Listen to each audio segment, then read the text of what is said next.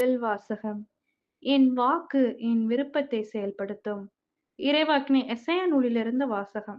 அதிகாரம் 55, இறைவசனங்கள் 10 முதல் 11.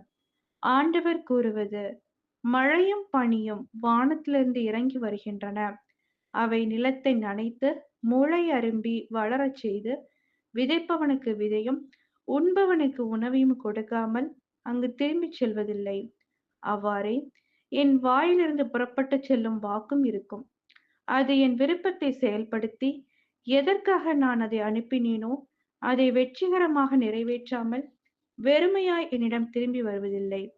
இது ஆண்டவரின் அருள்வாக்கு. இறைவா உமக்கு நன்றி. நற்செய்தி வாசகம். நீங்கள் இவ்வாறு இறைவனிடம் வேண்டுங்கள். மத்தேயு எழுதிய தூய நற்செய்தியிலிருந்து வாசகம். அதிகாரம் 6, இறைவசனங்கள் 7 முதல் 15. அக்காலத்தில் இயேசு தம் சீடரை நோக்கி கூறியது: நீங்கள் இறைவனிடம் வேண்டும் பொழுது பிற இனத்தவரைப் போல பிதற்ற வேண்டாம். மிகுதியான சொற்களை அடுக்கிக் கொண்டே போவதால் தங்கள் வேண்டுதல் கேட்கப்படும் என அவர்கள் நினைக்கிறார்கள். நீங்கள் அவர்களைப் போல் இருக்க வேண்டாம். ஏனெனில் நீங்கள் கேட்கும் முன்னரே உங்கள் தேவையை உங்கள் தந்தை அறிந்திருக்கிறார்.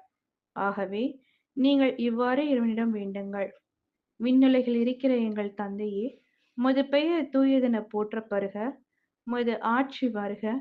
உமது திருவுளம் விண்ணுலகில் நிறைவேறுவது போல மண்ணுலகிலும் நிறைவேறுக. இன்று தேவையான உணவை எங்களுக்கு தாரும். எங்களுக்கு எதிராக குற்றம் செய்தோரை நாங்கள் மன்னிப்பது போல எங்கள் குற்றங்களை மன்னியும். எங்களை சோதனைக்கு உட்படுத்தாதேயும், தீயோனிடமிருந்து எங்களை விடுவியும். ஆட்சியும் வல்லமையும் மாட்சியும் என்றென்றும் உமக்கே. ஆமென். மற்ற மனிதர் செய்யும் குற்றங்களை நீங்கள் மன்னிப்பீர்களானால் உங்கள் விண்ணக தந்தையும் உங்களை மன்னிப்பார். மற்ற மனிதரை நீங்கள் மன்னிக்காவிடில் உங்கள் தந்தையும் உங்கள் குற்றங்களை மன்னிக்க மாட்டார். இது கிறிஸ்துவின் நற்செய்தி. கிறிஸ்துவே உமக்கு புகழ்.